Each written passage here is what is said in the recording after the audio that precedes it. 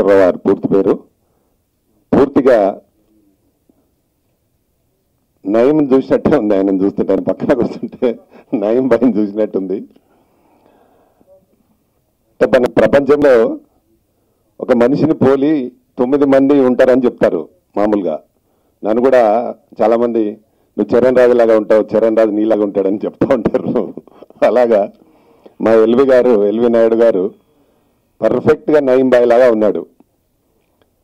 వారు మా లక్ష్మి రవి గారికి కలవడం, మీ హిస్టరీ మేము సినిమా తీయాలనుకోవడం, వాళ్ళు ఇండస్ట్రీకి రావడం, వాళ్ళు వచ్చి కూడా ఇప్పుడు సాంగ్ చూసినాం, చాలా బ్రహ్మాండంగా ఉంది, చాలా బాగా తీశారు. ఆ పాటలోనే అన్ని గెటప్లు కనిపించే విధంగా ఆయన బుర్కా వేసుకొని ముస్లిం గెటప్, డాన్ గెటప్ అన్నీ చాలా పర్ఫెక్ట్గా చేశాడు. సాంగ్ కూడా చాలా బాగా ఉంది. డెఫినెట్గా మీరు ముందుగా దీన్ని రిలీజ్ చేస్తే మంచి సినిమా అయ్యి డెఫినెట్గా మీకు మంచి పేరు వస్తుంది ఎల్వి గారు. ముఖ్యంగా ఏంటంటే మా మాస్టర్ రవి గారే గ్రేట్. ఏంటంటే ఆయనను గుర్తించి మీరు ఈ సినిమా మనం చేద్దామని దానికి ఎల్వి గారు పూర్తి సహకారాన్ని అందించి ఆయన ఒక ఎంప్లాయీ అయినా ఆ క్యారెక్టర్ మీద ఇంట్రెస్ట్తో ఆయన సినిమా చేయడం జరిగింది. నటన మాత్రం చాలా అద్భుతంగా ఉంది, ఎక్కడ కొత్త అన్నట్టు లేదు. ఆ సాంగ్లో చూసినంత సేపు చాలా బాగా చేశాడు యాక్టింగ్. ఇప్పుడు ప్రజెంట్ ట్రెండ్ ఉంది కాబట్టి ఆయనకంటే ఇంకా జనాలు మర్చిపోలేదు. ఆయన ఇన్సిడెంట్ చేస్తూ ఉన్నట్టున్నారు. మా రామ్ గోపాల్ వర్మ కూడా అనౌన్స్ చేసినట్టున్నారు. కానీ మీరే కంప్లీట్ చేసినట్టు మొత్తం కంప్లీట్ చేసింది అయిందని చెప్పారు. ఫీల్డ్లో రవి గారితో 1982 నుంచి నాకు పరిచయం ఉంది. ఆయనతో మా కరాటే మాస్టర్గా ఆయన దాంట్లో 88 mister Andhra IP gold medal సాధించడం కూడా జరిగింది. ఆయనకి నాకు అప్పటి నుంచి ఇప్పటి వరకు కూడా సంబంధాలు బాగా ఒక బంధువు లెక్క అనమాట. ఆత్మీయత, అనురాగం అనేది చాలా ప్రేమతో పంచుకుంటున్నాం. కాకపోతే ఈ నయం బాయ్ క్యారెక్టర్కి నేను సరిపోతానన్నది అయితే నాకు తెలియదు వాస్తవంగా. ఇది ఒక గేమ్ ఆడుతున్నప్పుడు ఒక రోజు రాత్రి వర్షం కురిచిన రోజు రాత్రి అన్నట్టుగా ఆ వర్షం పడ్డప్పుడు టవల్ ఎత్తునేసుకుని పక్కకు వచ్చాను నేను. అప్పటి నుంచి అది చూసినటువంటి అన్నలు రవి మాస్టర్ గారు కానీ వాళ్ళని కానీ ఫ్రెండ్స్ కానీ అందరు కూడా సేమ్ యాస్టీజ్ ఉన్నారు సార్ మీరు అది అని అన్నారు. ఐ డోంట్ నో, నాకైతే తెలియదు ఆయన అసలు ఏందనేదని. ఆ తర్వాత ఏదో ఫోటో షూట్ సెల్లో షూట్ చేసి ఆ ఫొటోస్ అందరికి కూడా పంపించేస్తే సార్ అలానే ఉండారా ఇదని అన్నారు. దాని మేరకు రవి మాస్టర్ గారు కానీ మేడం గారు కానివ్వండి, పక్కన ఫ్రెండ్స్ అందరూ సొసైటీకి ఒక మెసేజ్ ఇద్దాము యాజ్ ఎ నయం బాయ్గా, ఒక సొసైటీలో అవేర్నెస్ ఇవన్నీ కూడా చేసి చివరికి ఏం సాధిస్తామో ఏంది అనేది జనాలకి తెలియాలి, అటువంటి మెసేజ్ మనం ఇద్దామని చెప్పిన మేడం గారు రవి మాస్టర్ గారు. అంటే వాస్తవంగా ఎంప్లాయీ ఉండే ఆ క్యారెక్టర్ చేయటం కొద్దిగా కష్టతరమైన పని. అంటే ఐ మీన్ ఒక సినిమా అంటే నవ్వటము చేయటము వగైరా అది ఉంటాయి, అవన్నీ కూడా మనం ఆస్వాదిస్తుంటాం.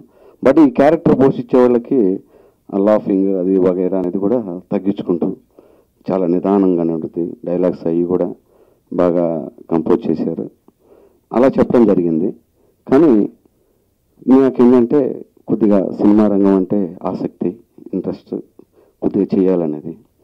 తెలుగు ఇండస్ట్రీ సినిమా ఒక తల్లి లాంటిది. ఎంతోమందిని ఉపాధి కల్పిస్తూ కొంతమంది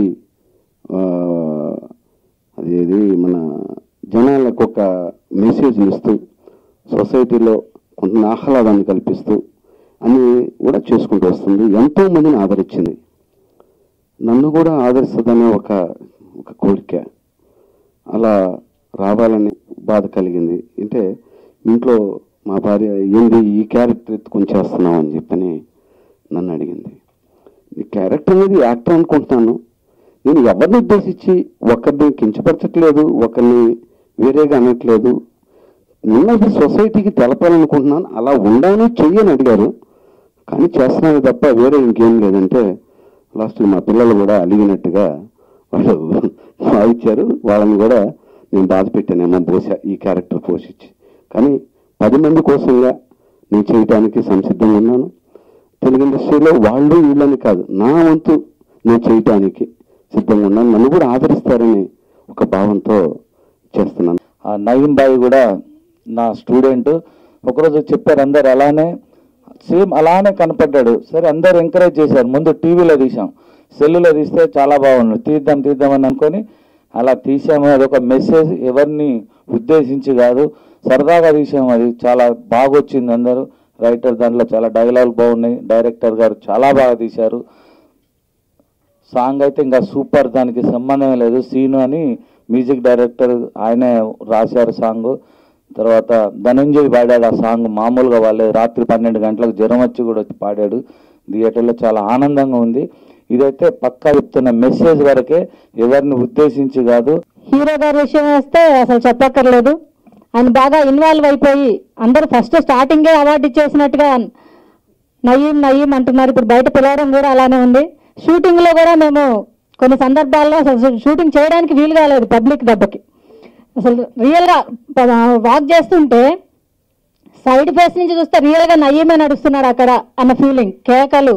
ఒకరోజైతే షూట్ చేయడానికి వీలు వెహికల్ రెడీగా పెట్టుకోవడం, ఆ సీన్ చేయడం, టక్కున వెహికల్ ఎక్కేసి వెళ్ళటం, అంత బాగా రీచ్ అయిపోయింది క్యారెక్టర్. ఆయన కూడా అదేవిధంగా సీరియస్ క్యారెక్టర్ పెట్టడానికి ఎక్కువగా నవ్వుతూ మాట్లాడే వ్యక్తి. ఈ క్యారెక్టర్ కోసం సీరియస్ ప్రాక్టీస్ చేసుకొని చేయడం జరిగింది. మరి కెమెరామ్యాన్ దగ్గరకు వస్తే ఆయన మన చోటా గారి దగ్గర అసిస్టెంట్గా చేసిన ముజీజ్ బాయ్.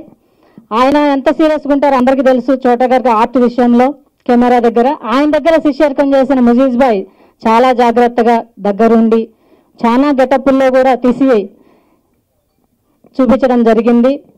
అసలు ఎల్వి అని మర్చిపోయి మేమందరం మామూలుగా నయీం బాయ్ మీదకి వచ్చేసారు పేరు పిలవడం కానీ, బయట ఫ్రెండ్స్ కానీ అందరూ.